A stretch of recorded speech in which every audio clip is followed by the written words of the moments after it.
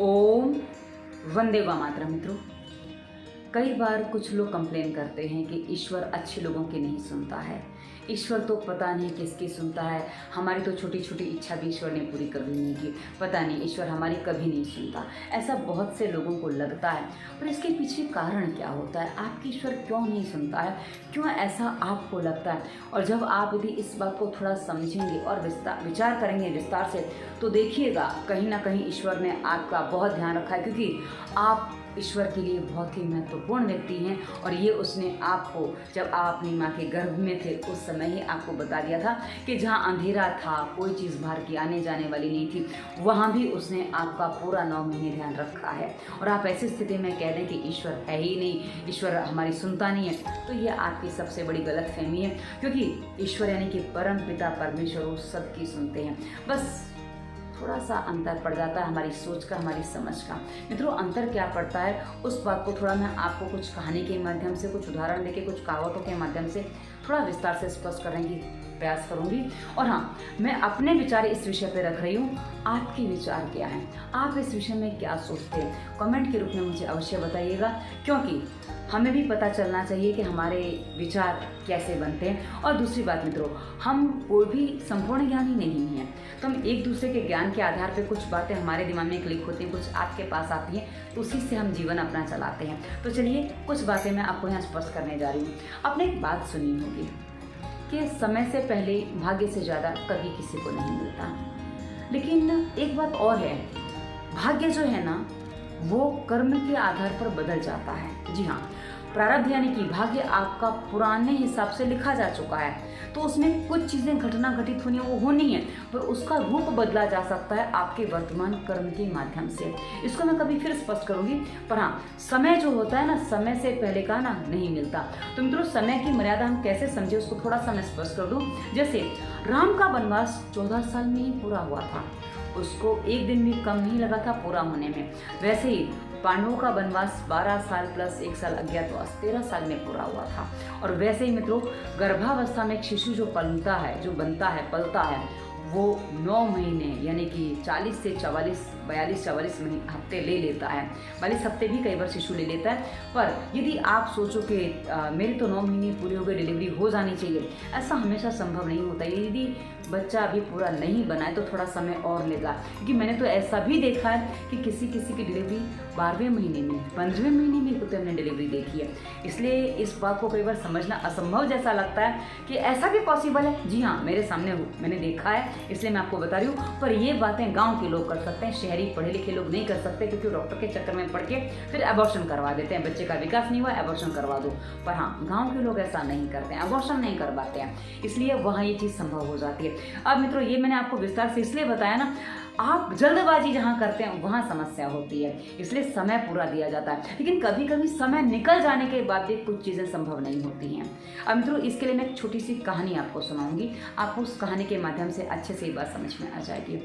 एक व्यापारी था, उसकी 2 बेटियाँ थीं। एक बेटी उसने कुम्हार को ब्याही और दूसरी बेटी उसने किसान को ब्याही। मतलब उसके दोनों बेटियों का जो विवाह हुआ एक ही गांव में किसान और कुम्हार के घर उसने कर दिया।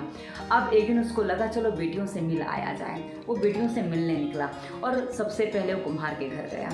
कुम्हार जहाँ बेटी ब्याही थी वहाँ गया। अब उसने कुम्हार के घर जाके देखा, बहुत सारे कच्चे मटके बने तैयार रखे हैं, आवा उसने लगा दिया है।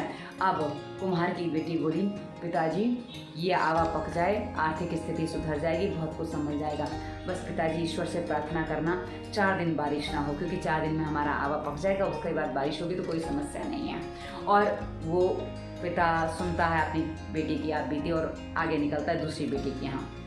अब दूसरी बेटी जो उसने किसान के यहाँ ब्याही थी, वो क्या कहती है कि पिताजी बीज तो बो दिया था तब पानी था, लेकिन अब कुएं का पानी सूख गया है, ट्यूबवेल में पानी नहीं आ रहा है, और यदि 2 दिन में बारिश नहीं हुई तो जो बीज डाला वो पूरा ख़त्म हो जाएगा, ख़राब हो जाएगा, पौध सूख जाएगी, क्योंकि पानी की कोई साधन नहीं है, कहीं से भी पानी नहीं मिल पा रहा है। तो पिताजी ईश्वर से प्रार्थना करना कि बारिश हो जाए। अब आप बताइए ये पिता क्या करे?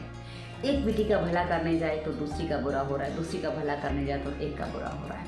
अब वैसे ही मित्रों, अब इसको और थोड़ा हम खोल के समझें तो और अच्छे से आपको समझ में आएगा। यदि किसान ने बीज बोने में जल्दबाजी कर दी है तो कहा ना प्री मेच्योर डिलीवरी वाली स्थिति आ गई है, तो उसको अपनी फसल बर्बाद होते देखनी पड़ेगी, क्योंकि उसने जल्दबाजी कर दी और जल्दबाजी में हमेशा काम गलत होते हैं। वहीं कुम्हार, यदि कुम्हार ने थोड़ा सा आलस करके थोड़ी सी अपनी डिले कर दिया और उस चक्कर में उसका आवा उसने थोड़ा लेट पकाया, कि बारिश की सीज़न आ गई है, उसको पता था कि इस तारीख से बारिश, इस दिन से बारिश हो जाती है, और उसने थोड़ा सा डिले कर दिया है, तो यहाँ नुकसान कुम्हार को उठाना पड़ेगा। क्योंकि ईश्वर किसकी सुने, तो ईश्वर अपने नियम के अनुसार काम करते हैं। वो ना आपकी सुनते ना किसी और की सुनते, वो अपने नियमों से चलते हैं और नियमों से ही चल के उनके काम होते हैं। कहा ना माली सींचे 100 गुणा ऋतु आए फल होए। तो मतलब आपने पेड़ लगा दिया है, पौधा लगा दिया है, आपको लगता है हम इसको ज़्यादा सींच देंगे, ज़्यादा पानी दे देंगे तो जल्दी फल आ जाएगा, ऐसा नहीं होता है मित्रों। तो वैसे ही मित्रों, समय से पहले यदि आप कोई चीज़ करने की बहुत ज़्यादा कोशिश करते हैं तो फिर किसान जैसी स्थिति भी बन सकती थी, समय से पहले आपने बीज बो दिया है तो।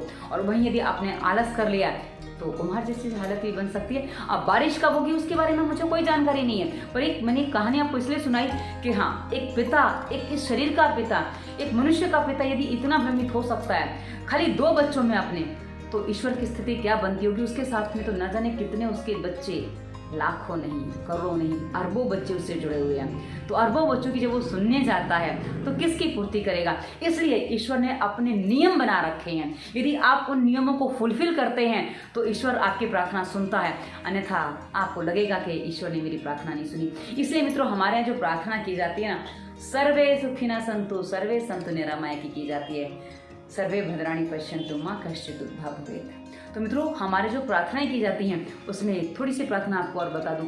सुखी बसे संसार सब दुखिया रहे ना कोई, यह अभिलाषा हम सब की भगवान पूरी होए।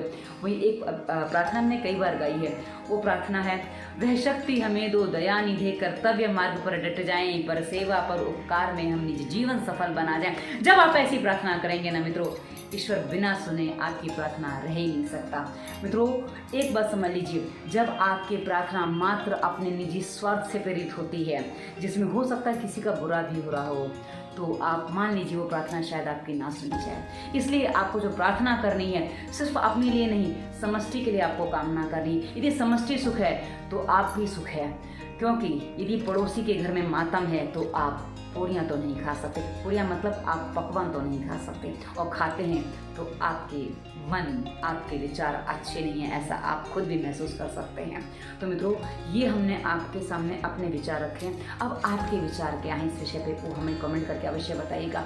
इस वीडियो के डिस्क्रिप्शन में हमने दवा मुक्ति प्लेलिस्ट दी है, जिसमें हमने बहुत सारे रोगों पर वीडियोस दिए हैं, उनको देखिए। और आगे हमने स्वास्थ्य नियम प्राणायाम में ज्ञान की वीडियोस दिए। उसके बाद इंस्टाग्राम, फेसबुक का लिंक दिया, हमारा नंबर भी आपको डिस्क्रिप्शन में मिलेगा। आप उसके निर्देशों का पालन करके अपने तन मन मस्तिष्क के सभी रोगों का समाधान कर सकते हैं। वीडियो कैसा लगा अवश्य बताइएगा। धन्यवाद। वंदे मातरम।